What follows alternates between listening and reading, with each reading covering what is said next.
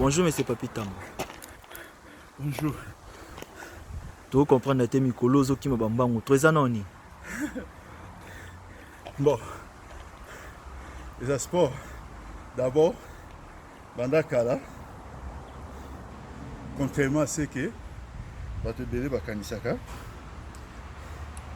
na meka osala moi na rythme nanga, na meka osala moi sport. Na mikolo yo va recommander vivement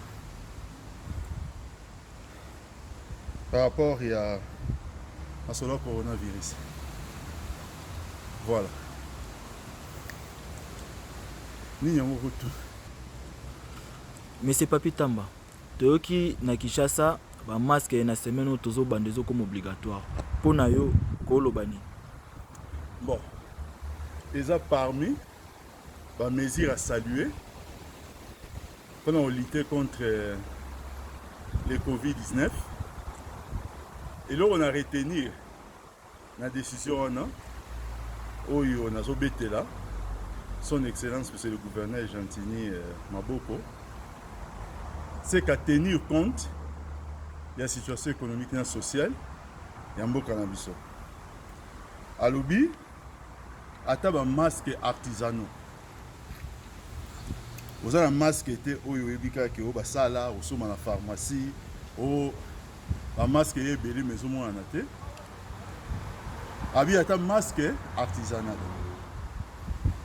Et ça, c'est pour limiter la propagation de la Covid-19. Maire à New York a conseillé qu'on peut calater. Il y a un masque en panne. Tant que la haine altère le discernement.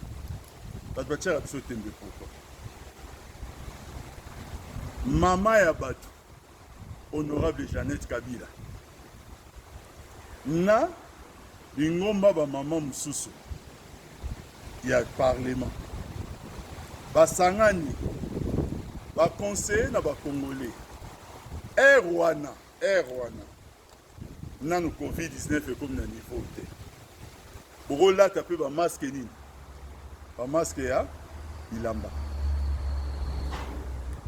ndeko na ngai yokola ba réseaux sociaux ebombaka posoko so lexi eloko na ba réseaux sociaux ko efasa ngo ekoma pasi so ese lexi mo temps pour on retrouver on so za mutu mo ba suivara mingi ba congolais ba ko retrouver maloba na be écrit na benjir ya bande ko na biso. Est-ce que pourquoi bazala na courage te jour mususu ya ko sala mais ya culpa quoi loba que non to finga ki mesaka poto yina mais raison ko finga ezala quitté et ça une des mesures au son excellence le gouverneur Gentini Azui qui est non pas seulement à saluer mais à encourager mais aussi à enrichir. Il faut des solutions congolaises na makambo surtout obito meka osala erreur osala mimétisme après corona est comme Mabatou. Menzala. Crise économique, crise sociale, et comme Mabatou. C'est le moment, il y a aussi la preuve, il y a management. Il y a aussi la preuve, il y a une grande vision. Une grande capacité d'intelligence. Pour que tu luttes contre le Covid-19, mais en tenant compte des réalités de notre pays. Histoire où ils allaient se quitter. Quand ça a commencé, l'élo, ce n'est plus un secret. On nous a dit, oh, origine animale. Mais aujourd'hui, les langues se délient.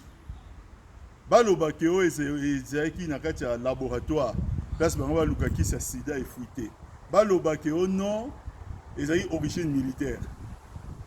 Dans tout cela, nous retenons une chose, c'est que Covid-19 est la création par la méchanceté.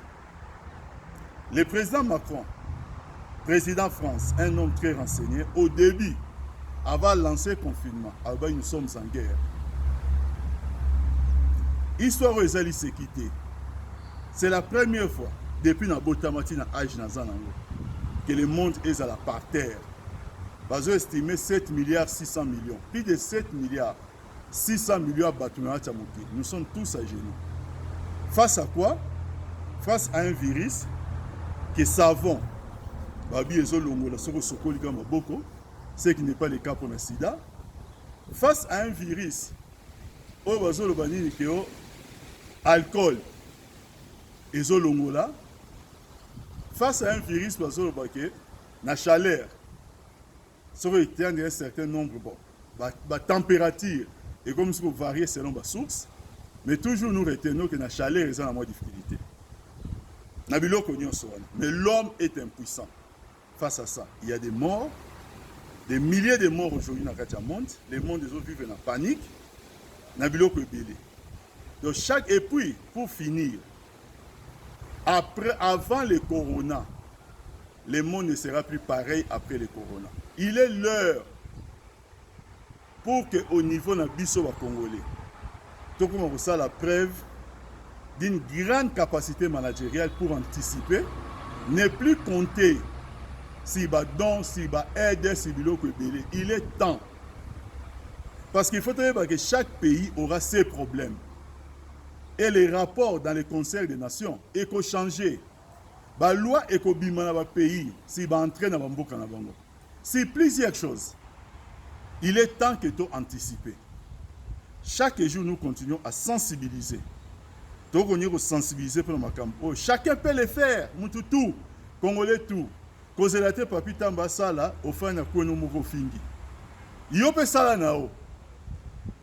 So linga no ngate bon olanda nga poani. O monika papi tamba zape na oti.